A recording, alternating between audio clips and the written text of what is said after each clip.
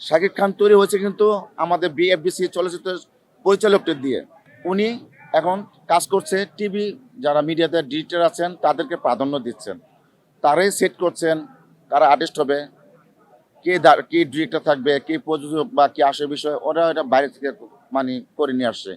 আমাদের চলচ্চিত্রে যারা পরিচালক আছেন, অনেক গুণী শিল্পী, অনেক গুণী পরিচালক আছেন যারা নাকি শাকিব খানকে তৈরি করেছেন।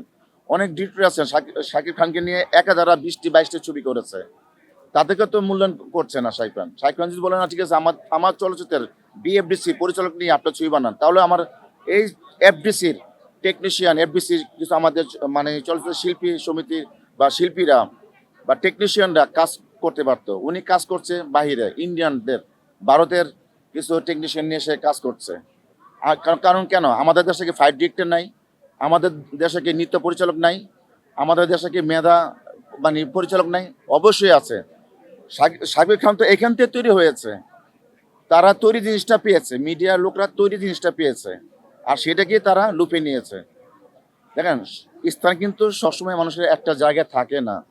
সাকিব খানের উচিত সাকিব খানের উচিত ছিল, উনি যেহেতু সুপারস্টার, মেগাস্টার, আমরাও শিকার আসছি, আমরা অবশ্যই এটা আমরা প্রফিট করি, উনি একটা মেগাস্টার, ওনার ছবি মানুষ দেখে, ওনার পাশাপাশি 2-4 জন নতুন নায়ক নায়িকা তৈরি করা ওনার সাথে রেখে, তাহলে ইন্ডাস্ট্রি আরও 2-4 জন নায়ক নায়িকা পাবে।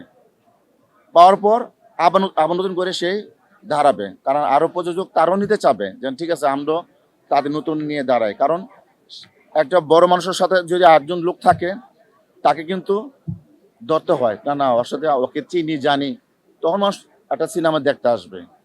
আমি এখনো ম্যাগিস্টার আমাদের সুপারস্টার সাকিব খানকে বলবো, এখনো আপনি পাশে 2-4 জন নতুন ছেলে মেয়ে নিয়ে আপনি নতুন করে ইন্ডাস্ট্রিকে একটা তৈরি করে রেখে যান, যা ভবিষ্যতে আপনার নামটা থাকে যে না আমরা এই আমি সাকিব খান সুপারস্টার, আমি ওদেরকে তৈরি করেছি, আমি এনেছি আমার পাশে রেখে, আপনার সম্মানটা ইজ্জতটা সবসময় থাকবে।